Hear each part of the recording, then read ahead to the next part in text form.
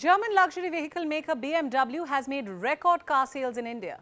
A few months ago, India's largest listed real estate company, DLF, broke all records with its pre-formal launch sales. Each of its luxury flats in Gurugram was sold for 7 crore rupees, as in over $850,000. Hotel room prices across India are sky high. In Noida, the rates have increased by 5 times. In Gujarat's key locations, they have inflated by 10 times. Some hotels are charging close to 1 lakh rupees per night. The world's largest visa outsourcing company, VFS Global, has run out of slots for European visas for Indians. Now, I don't mean to bombard you with all these numbers and all this information, but there is a trend I want you to look at. You see, Indians are on a splurging spree, be it cars or apartments, visas or hotels, resorts or flight tickets. There is a ravenous appetite for all things luxury. Indians are spending like anything. Why is this happening? What are the numbers that we are looking at? What explains this trend? Should you also go shopping? Let's talk about it. Hello and welcome. I'm Priyanka Sharma and you're watching Gravitas Plus. Let me start with the BMW sales. We are halfway through 2023 and the automaker has already sold 5,867 units. This is BMW's highest ever half-yearly sales in India. The luxury car maker has made a 5% year-on-year growth. The BMW X1 facelift SUV was a particular favorite among buyers. Last year, BMW sold 11,268 units. A year before that, the figure stood at 8,876. All these sales broke records in their respective years, and the trend has been continuing. Mercedes-Benz also recorded its best ever first half performance in India. It even beat BMW. Mercedes sold 8,528 units between January and June, recording a growth of 13%. Audi sales also nearly doubled. In the first half of 2022, it sold some 1,765 units. This time around, its sales jumped to 3,474 deliveries.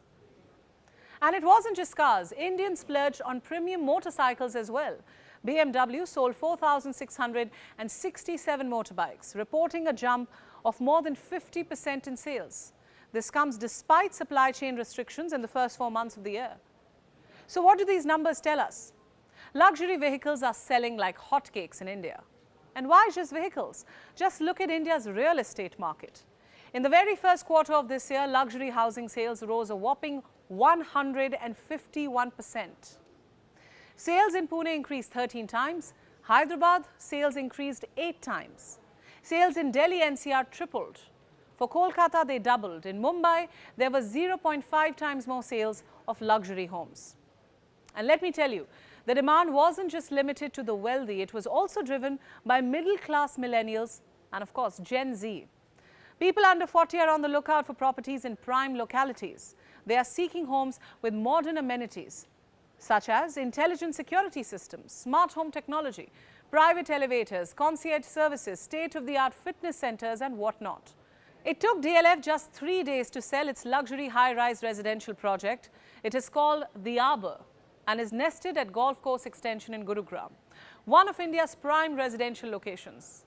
I already told you the price, 7 crore rupees or $850,000.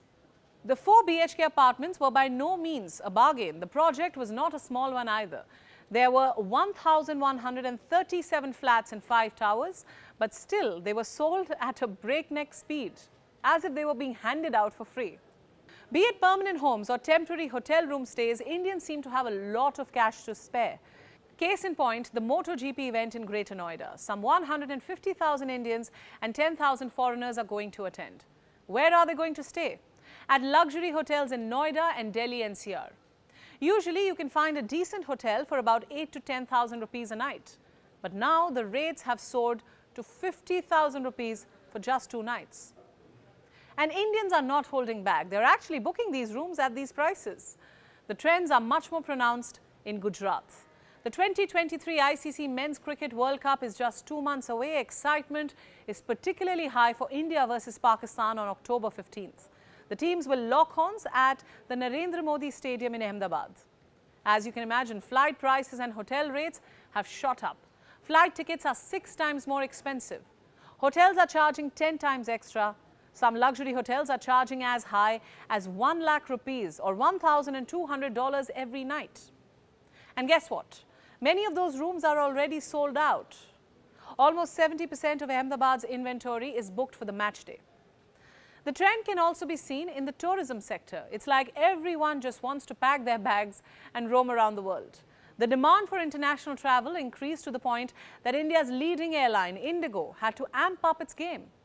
It is now going to add 174 new weekly international flights between June and September.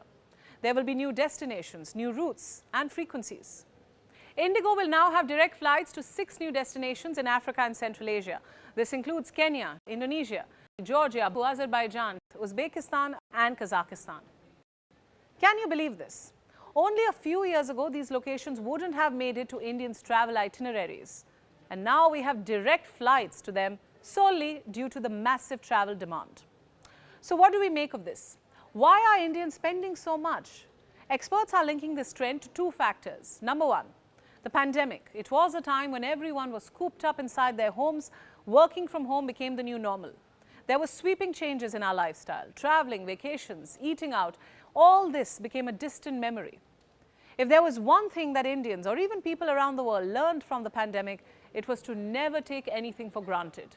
Soon after the lockdown was lifted and traveling restrictions were eased, there was a splurging boom. More flights were booked, more hotel rooms were reserved, cafes, restaurants and eateries made record sales. You only live once, again became the motto. Revenge spending was all the rage. And looking at the data, it still is. For those unfamiliar with the term, revenge spending is a psychological phenomenon in which consumers buy more luxury goods and services than usual. It is usually triggered by an unexpected and restrictive economic event, such as the pandemic. So think of it yourself. Didn't you feel more inclined towards spending more on food, clothes, vacations right after the lockdown? It is happening on a larger scale now. The second factor that could be driving this boom is the rising per capita income in India. In the fiscal year 2022-23, India's per capita income increased by 16%. It was over 1,72,000 rupees. Now that is roughly $2,100. A year before, the growth was close to 17%, with per capita income of 1,48,000 rupees or $1,800. You see, India's economy is on the rise. More and more individuals are looking to upgrade their lifestyle. There is an increased desire for a better standard of living, to invest in homes that offer luxury and exclusivity, to board more flights and get those frequent flyer miles. And now, Indians have the disposable income to do just that, to fulfill all those desires.